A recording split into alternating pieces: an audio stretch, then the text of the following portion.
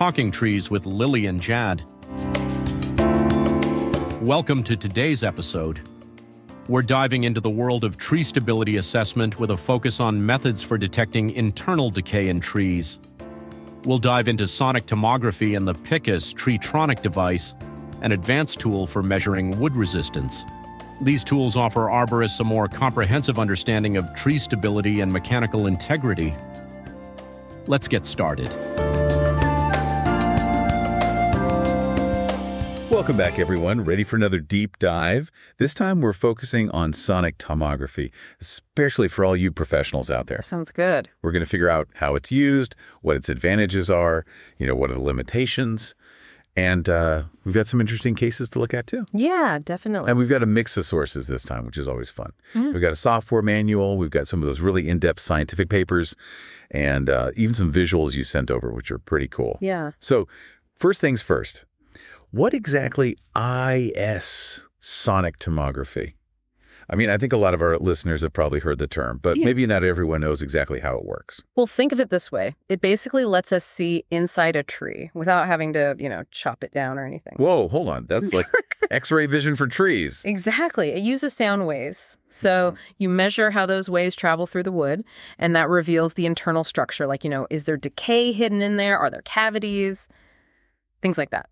That's got to be so useful for, assessing the health of a tree, right? Absolutely. You can detect problems really early, even before you see any signs on the outside. Wow, that's incredible. So what would you say are the biggest advantages of sonic tomography? And we've touched on a couple already, but for the professionals listening, what really makes this stand out? Well, like I said, it's non-invasive, right? You're not harming the tree at all. True. Which is huge, especially when you're dealing with, maybe a really old tree or one that's important for historical reasons. You don't want to be drilling into that just to see what's going on inside. Right. And then those tomograms, those visual representations you get, those are really easy to understand, even if you're not a tree expert. Oh, so you can actually show those to clients and they can kind of get a sense of, okay, this is what's happening inside my tree. Exactly. It makes it much easier to explain things. And then, of course, the early detection part is huge. Catching decay early can make a big difference in how you manage the tree, maybe even save it. Okay, so it's non-invasive. It gives you these easy-to-understand visuals, and it helps with early detection. But every tool has its limits, right? Of course. What are some of the limitations of sonic tomography that we should be aware of? Well, one of the biggest things is that the accuracy depends a lot on how you set things up, like where you place those sensors, how accurate your measurements are. That all plays a role. So it's not just point and shoot. There's definitely some skill involved. Exactly. And then even once you have those tomograms, interpreting them correctly, that takes some expertise too. You got to be able to distinguish between different types of decay, or maybe something that looks like decay but isn't. It's not always straightforward. So training is important. Oh yeah, definitely. And it's important to remember that tomography shows you what's going on, but it doesn't necessarily tell you why it's happening. That's a good point. Like you might see decay, but you don't know what kind of fungus is causing it, right? So you might need to do some more investigating to figure out the best way to treat it. That makes sense. So it's a really valuable tool, but it's not a standalone solution. It's part of a bigger approach. Exactly. Okay, so we've talked about the basics, the advantages, the limitations. I think it would be really helpful to see this in action. Well, sonic tomography relies on the principle that sound travels at different speeds through different materials. So if the wood is solid and healthy, the sound waves will zip right through. But if there's decay or a crack, those sound waves will slow down. It's like the difference between running on a smooth track versus slogging through mud. And the tomograph measures those subtle differences in sound velocity and translates them into a visual map. Now, this isn't a photograph of the inside of the tree. It's a representation of how well the wood transmits sound waves. And that transmission ability is directly related to the wood's density. And its ability to bear weight. Which is why sonic tomography is so valuable for assessing tree health and risk. Absolutely. So let's break down the process of creating a sonic tomogram step by step. The first step is visual inspection. Before we even think about placing sensors, we need to carefully examine the tree. We're looking for cracks, damaged bark, fungal growth, cavities. Anything that might indicate underlying structural issues. So this initial assessment helps us figure out where to place the sensors. Exactly. And we can focus on the areas of greatest concern. For example, if we see Crutchmeria diosta fungus, which often grows upwards from the roots. We know to focus on the root system and choose a lower measuring level. Makes sense, right? It does. So after playing detective, we move on to installing the nails that will hold the sensors. These nails are our measuring points. And placement is crucial. First things first. Make sure those nails are clean and free of rust. Why is that? Because rusty nails can interfere with the electrical conductivity and mess up our measurements. And speaking of accuracy, the spacing between those nails is also critical. Not too close, not too far. Goldilocks. Exactly. A minimum spacing of 12 to 15 centimeters ensures we capture enough data. But we don't want them too far apart either. Right. A maximum spacing of 45 centimeters prevents us from missing important details. But those are just guidelines. We can adjust them based on our visual inspection. So if we see a large crack, we might cluster nails more closely around that area to get a better picture of the damage. But be careful not to place nails directly into heavily damaged areas. Right, because that can distort the color scale of the tomogram. Finding the sweet spot between capturing detailed information and maintaining the integrity of our data. Got it. So once the nails are in place, what's next? Geometry measurement. Time to channel our inner mathematicians. That's right, because precision is absolutely key here. Even small errors in these measurements can significantly impact the accuracy of the final tomogram. Imagine a builder using inaccurate measurements for the foundation of a house. Oh. The whole structure could be compromised. So no pressure, right? Not to worry, there are tools and techniques to help us get it right. Like what? Well, the simpler method assumes the tree trunk is a perfect circle. We measure the circumference and the distances between each nail along that circumference. Easy peasy. But trees are rarely perfect circles, are they? You're absolutely right. So what then? That's where the elliptical method comes in. Tell me more. This method involves measuring the circumference plus the longest and shortest diameters of the tree trunk. Recognizing that most trees have a slightly oval shape. Exactly. And for those really irregularly shaped trees, what do we do then? We have more advanced options like triangulation methods. How do those work? They use a series of baselines to pinpoint the exact location of each sensor. Sounds complicated. It can be, but the key is to be meticulous in our measurements and use the correct units. Which are? Millimeters. Millimeters, got it. And thankfully, we have software tools like the PiCUS program. That helps us calculate those theoretical distances based on our measurements. So we don't have to rely on mental math alone. So with our nails in place and our geometry measured, it's time to install the sensors and begin the sonic measurement. This is where the magic happens. We carefully attach each sensor to its corresponding nail, making sure they're secure. And won't get damaged during the measurement process. It's like equipping our tree with a network of listening devices. Very cool. And just like with any wiring job, organization is key. We don't want a tangled mess of cables. That's right. So we'll use clips to keep those sensor cables organized. So with everything set up, we're ready for the sonic scan itself. This is where we tap each nail with a specialized hammer, sending sound waves through the wood and collecting data from all the measuring points. But wait a minute. I thought we only attached sensors to some of the nails. Yes. Do we need to collect data from all of them? Even the ones without sensors? Yes. Absolutely. Why is that? Because the software analyzes how long it takes for those sound waves to travel between each and every measuring point. Even those without a sensor directly attached. Exact. So if we have more measuring points than sensors, we'll need to do a sensor changeover during the scan. Moving the sensors around to collect data from all the nails. You got it. This all sounds pretty intricate. It is, but the software guides us through the process. So how does all of this sonic data get transformed into that visual tomogram? It is pretty amazing. The Tomograph software downloads all the data. And then what? It starts crunching the numbers. It analyzes the velocity differences between all those measuring points. Looking for patterns. Exactly. Patterns that indicate potential defects. So it's not just about individual sound speeds. No, it's about the relationships between them. The software is looking for anomalies. Right. Areas where the sound waves slowed down significantly. Which often means decay, cavities, cracks, or other structural weaknesses. And then all of that gets translated into the tomogram. That colorful visual representation. Okay, so let's talk about those colors. Sure. We mentioned earlier that black and brown are generally good signs. Those dark colors represent high sonic velocities. Meaning? The sound waves are traveling through the wood quickly.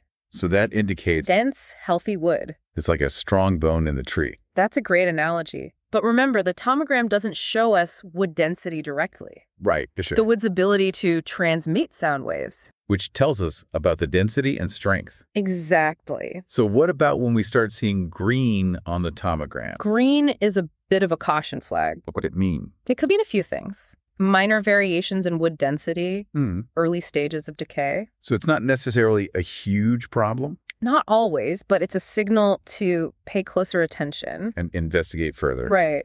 We need to consider the tomogram, our visual assessment, and the specific tree species. So a green area in a young tree might be normal. But in an older tree, especially with visible signs of decay, it could be a bigger issue. Makes sense. What about those blues and whites? Those are the ones to be more cautious about. What do they represent?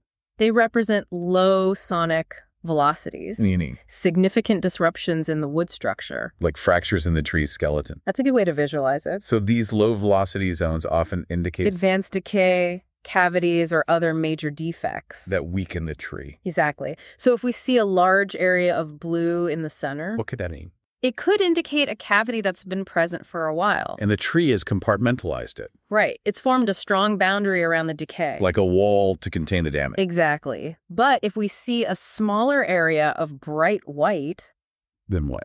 that might suggest a newer, more active area of decay. So the size, shape, and location of those blue and white areas combined with our other observations. Give us a clearer picture of the problem. It sounds like there's a real art to reading these tomograms. There is. It's like learning a new language. Understanding the nuances of those color patterns. Exactly. Speaking of patterns, are there any specific ones we should look for? Absolutely. There are a few classic patterns that often show up. Like what? One is the bullseye, What does that look like? a circular area of low sonic velocity in the center, surrounded by rings of higher velocity. So the center is the most affected area. Right. It often suggests decay spreading outwards from the center. Like ripples in a pond. Exactly. What about the pie slice pattern? I've heard of that one. What is it? It appears as a triangular or wedge-shaped area of low velocity. Usually extending from the edge towards the center. Right, often indicating decay that's entered through a wound. Or a branch attachment point. Makes sense, right. The decay follows the path of least resistance. Interesting. And then there's a linear pattern.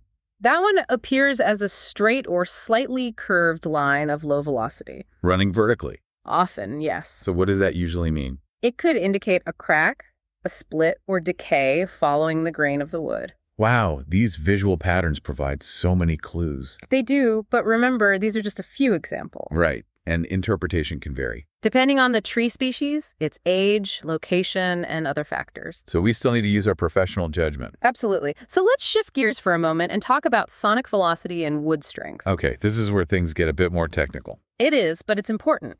As we mentioned earlier, sonic velocity is a good indicator of wood density. And density is a key factor in wood strength.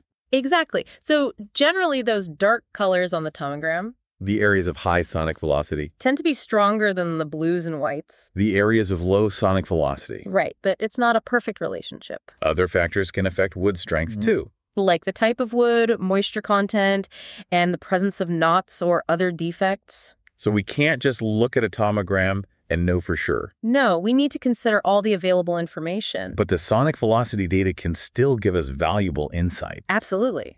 For example, a large area of blue Probably means that area is weaker, than an adjacent area of brown. even if we can't pinpoint the exact strength. Exactly. Now let's talk about the limitations of sonic tomography. Okay, no technology is perfect. That's right. So what are some of the limitations? I'm all ears. One limitation is that sonic tomography only gives us information about a single cross-section of the tree. At the height where we place the sensors? Exactly. So it's a snapshot, a slice of the tree's internal structure. But the tree structure can vary above and below that level. Absolutely. So we can't assume that a defect extends throughout the entire trunk. Right. It might just be a localized issue. And another limitation. Sonic tomography is most sensitive to defects located directly between the measuring points. The nails. Exactly. Yeah. So if a defect is hidden behind a nail, We might miss it. that's possible, which is why careful sensor placement is so important. Based on our visual inspection. Right. We need to think strategically about nail placement. Trying to find those hidden defects. Exactly. And another thing to keep in mind, What's that? moisture content can affect sonic velocity readings. How so?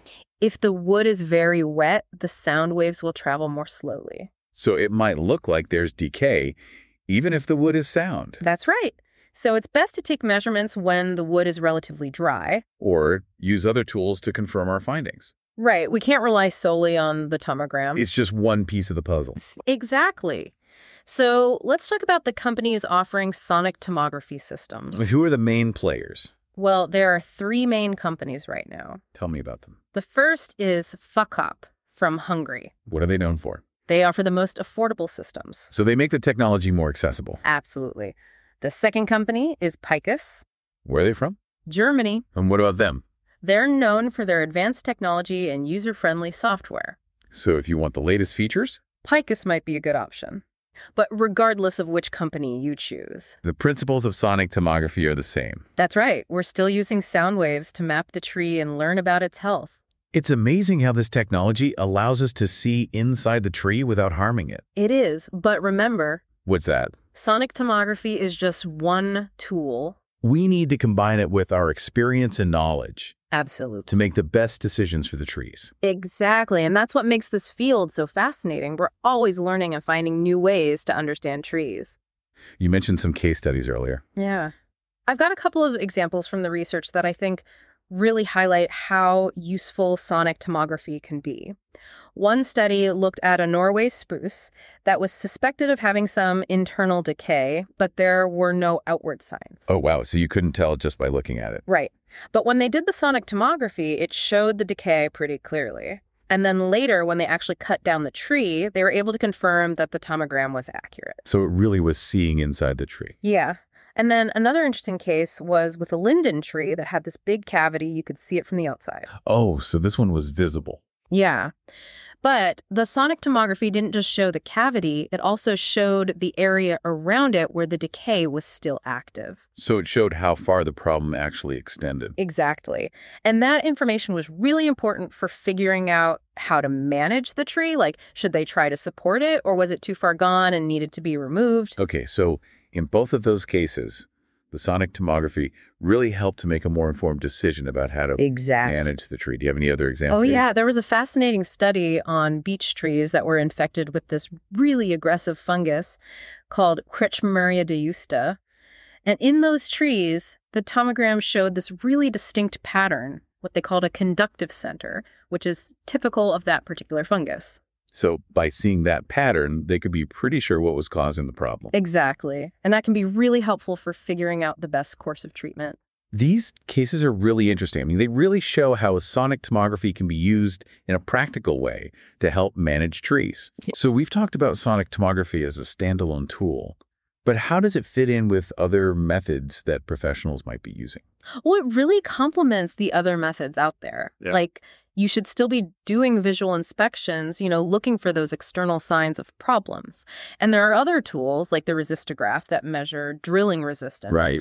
And even sometimes you do a tree pulling test to assess stability. But sonic tomography gives you this extra layer of information, that internal view that you wouldn't get otherwise. So it's like putting all the pieces of the puzzle together to get a more complete picture of what's going on. Exactly. Okay, so we've talked about what sonic tomography is, the advantages, the limitations, some case studies.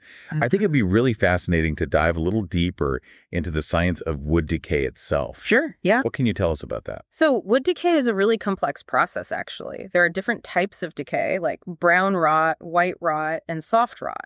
And each of those is caused by different types of fungi. Fungi, huh? Yeah.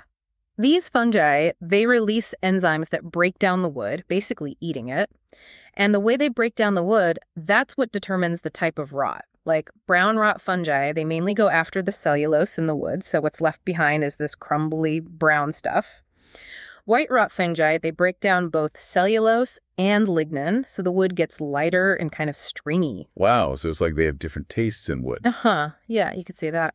And then soft rot, that's usually caused by fungi that thrive in really wet conditions, and it can make the wood soft and spongy. So depending on the type of rot, it can have a really different impact on the strength and stability of the tree, right? Oh, absolutely. And that's why it's so important to be able to identify the type of decay so you know how to manage it. Okay, so the type of fungus determines the type of rot. But what are some of the other factors that influence how decay develops in a tree? Well, the species of tree definitely plays a role. Some species are more resistant to decay than others. Oh, that makes sense. And then how aggressive the fungus is. That matters too. Some fungi are real powerhouses. They can spread really quickly. And then the environment plays a big role. Moisture is key. Most wood decay fungi need a certain amount of moisture to thrive. So if a tree's in a really dry environment, it's less likely to have decay problems. But if it's in a damp spot, that's a different story. So like a tree growing in a swamp versus a tree growing in the desert, they're going to have really different decay risks. Exactly. And then the tree itself can fight back to some extent. Some trees have really strong defense mechanisms, like they can form these reaction zones around the decayed area, trying to wall it off and prevent it from spreading. But other trees have weaker defenses. So it's like a constant battle between the tree and the fungi. Yeah, kind of. And the outcome of that battle depends on a lot of different factors. This is all really fascinating stuff. But, I keep thinking about all the professionals listening who might be using sonic tomography. It seems like you really need a good understanding of all of this, the different types of decay, the factors that influence it, to really interpret those tomograms correctly. Oh, absolutely. You can't just look at the pretty colors on the tomogram. You got to understand what those colors mean. You got to know about tree biology, about wood decay processes, about the specific tree species you're dealing with. It's all connected. So basically, learning never stops for a tree professional. Definitely not. You always got to be up to date on the latest research and techniques. Well, I think this has been a really great overview of the science behind sonic tomography and wood decay. Yeah, definitely. I'm sure our listeners are eager to learn more about the practical applications of this technology. For sure. But before we move on to those practical applications, I think we should touch on something else that's really important, the ethical side of things. Oh, yeah, that's a good point. We've been talking about all the cool stuff sonic tomography can do, but like any tool, it's got to be used responsibly. Exactly. I mean, we've talked about how it's non-invasive, but even driving those nails into the tree, that still creates a wound. Right. So you have to be really careful about, sterilizing everything, using the right size nail for the tree, placing the sensors in spots where you're not going to cause extra damage. So it's not completely without risk, even though it's less invasive than some other methods? Yeah. And then there's also the risk of misinterpreting the results, right? Oh, yeah. We talked about how that takes some expertise. Exactly. So if someone doesn't have the right training, they might misinterpret the tomogram and make a wrong decision about the tree. Like maybe they remove a tree that was actually healthy, or they think a tree is safe when it's not? Right, exactly. That's why it's so important to have qualified people doing these assessments. And on that note, I guess there's also the risk of bias, right? Like if someone already thinks a tree is dangerous, they might see what they want to see in the tomogram, even if it's not really there. That's a good point, yeah. It's important to be aware of that potential for bias and to try to be as objective as possible when interpreting the results. So maybe having multiple people look at the tomogram or using some kind of standardized guidelines for interpretation. Yeah, definitely. Anything that can help reduce that bias and make sure the assessment is as accurate as possible. Okay, so ethical considerations, definitely important to keep in mind. Yeah. But I'm also thinking about, the practical side for professionals. Sure. What about the cost of all this? Sonic tomography, it sounds pretty high-tech, so I'm guessing it's not exactly cheap. Yeah, you're right. It can be a significant investment. The cost of the equipment itself can vary a lot, depending on the features and capabilities. And then there's the cost of training and software and maintenance. So it's something professionals need to factor into their budget, definitely. Right. But on the flip side, you have to think about the value of the information you're getting. Like, if you can identify a hazardous tree before it falls and causes damage, that could save a lot of money in the long run. True. So it's an investment, but it's an investment that could potentially save you money and headaches down the road. Exactly. And there are ways to make it more affordable. Like, some companies offer sonic tomography services on a contract basis, so you don't have to buy the equipment outright. Okay, so there are options out there.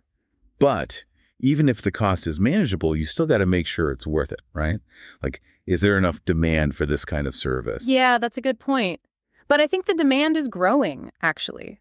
As people become more aware of the benefits of sonic tomography, they're starting to ask for it specifically.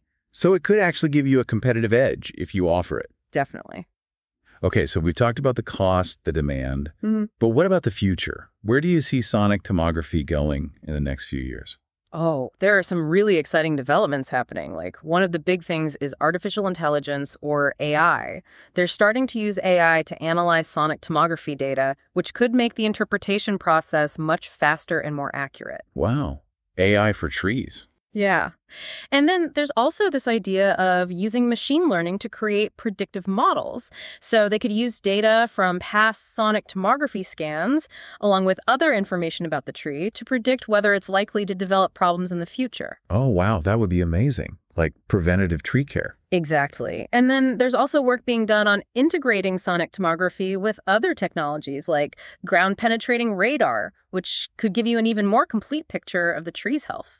That sounds really cool. So it seems like there's a lot of potential for sonic tomography to become even more powerful and useful in the future. Definitely. I think we're just scratching the surface of what this technology can do. Well, I'm definitely excited to see what the future holds for sonic tomography. But for all the professionals listening who might be thinking about getting into this field, I guess the big question is, where do you start? Yeah, that's a good question. Well, first and foremost, education is key. You need to understand the science behind sonic tomography, how to operate the equipment, and how to interpret the results. So finding a good training program is crucial. Absolutely. There are some great programs out there offered by organizations like the ISA, ASCA, and TCIA. Okay, so you get the training, you understand the science. What's next? Well, then it's about choosing the right equipment for your needs and your budget. There are a lot of different devices out there, so it's important to do your research and figure out which one is best for you. And once you have the equipment and the training, then it's just a matter of practice, right? Exactly. The more you use it, the more comfortable and confident you'll become. Start with simple assessments, maybe on trees you're already familiar with, and gradually work your way up to more complex cases. So don't be afraid to start small and build your skills over time. Exactly. And don't be afraid to ask for help. There are a lot of experienced professionals out there who are happy to share their knowledge and advice. Join online forums, attend conferences, network with other arborists. The more you connect with the sonic tomography community, the more support you'll have. That's great advice. So it seems like the key to success with sonic tomography is a combination of education, the right equipment, practice, and a willingness to learn from others. I think that sums it up perfectly. This has been a really fascinating discussion about how professionals can incorporate sonic tomography into their work. But, we've been focusing a lot on the technical and practical side of things.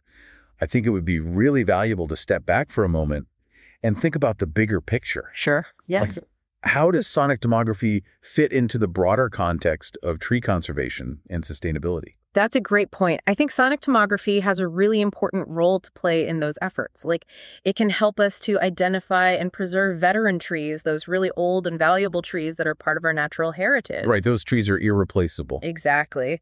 And it can also help us to manage urban forests more sustainably. Like, if you can accurately assess the health of trees in a city, you can avoid unnecessary removals and make sure those trees are around for as long as possible. So it's about using technology to make sure we're making the best decisions for the trees and for the environment. Exactly. And all of that information can help us to develop strategies to protect trees and make sure they're around for future generations. That's really inspiring, actually. It seems like sonic tomography is more than just a tool. It's like a way of connecting with trees on a deeper level. I think that's a beautiful way to put it. It's about seeing beyond the bark and understanding the life that's going on inside those trees. And I think that understanding can lead to a greater appreciation for trees and a stronger commitment to protecting them. It's been amazing exploring the world of sonic tomography with you. We've really gone deep, from the science behind it to the ethics, the costs, what's coming next, and how it all ties into taking care of trees in the best way possible. Absolutely. It's a really fascinating field, and I think we've just scratched the surface. For sure. Thank you for joining us for this exploration of tree health assessment techniques. Today, we covered the essential tools and methods arborists use to detect hidden decay and structural weaknesses. We're grateful for your support on herohero.co/talkingtrees, which enables us to continue bringing you valuable insights from the world of arboriculture. Thanks for listening, and we'll see you next time.